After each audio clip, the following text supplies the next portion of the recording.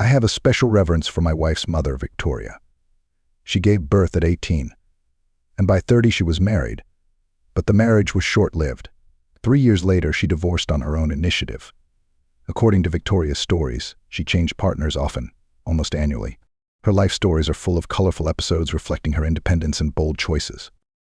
When we first met, Victoria was 38 years old, but she looked no worse than her 20-year-old daughter. In some respects, she even looked better. She dressed brightly, often wearing shorts and blouses that emphasized her vibrant personality. She painted her nails with rhinestones and even had a temporary tattoo on her lower back, which added to her youthfulness. Remarkably, my wife Lauren was very much like her mother, at least in figure and hairstyle. They both had an hourglass figure, long and loose brown hair, thick and lustrous. Their resemblance was not limited to their looks. They shared manners, for example. They tiptoed gracefully in the dark. The night of the mix-up, I had no idea what was in store for me. Both Lauren and her mother moved so similarly that it was almost impossible to tell them apart in the dim lighting. That night, Lauren whispered that she'd be back in 2 seconds and tiptoed into the bathroom. The sound of water running followed, and then someone tiptoed back into the darkness. It didn't occur to me that it might not be Lauren. Everything seemed natural and familiar. Only later did I realize the truth. As the man was leaving, she said, "I love you," and that voice was not my wife's. The realization struck me like a lightning strike. I was shocked and deeply ashamed. Even during the day, Victoria had seemed to me the epitome of dignity and intelligence, despite her youthful quirks and flamboyant style. Victoria always kept within the bounds of propriety, making it clear that she would not tolerate inappropriate language, obscene gestures, or rudeness. Her sharp mind and commanding presence often set the tone in any room she entered.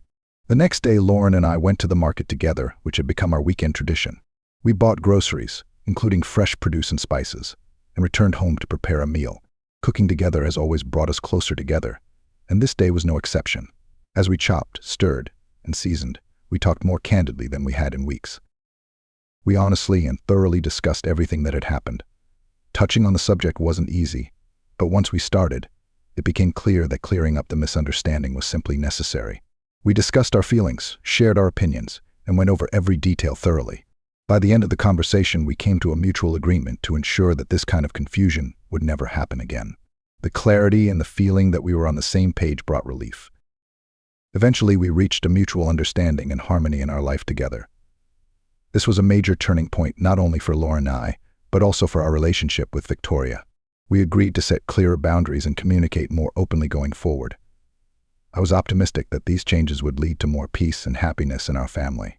Only time will tell how things will unfold, but I have not given up hope that the steps we have taken will bring lasting positivity.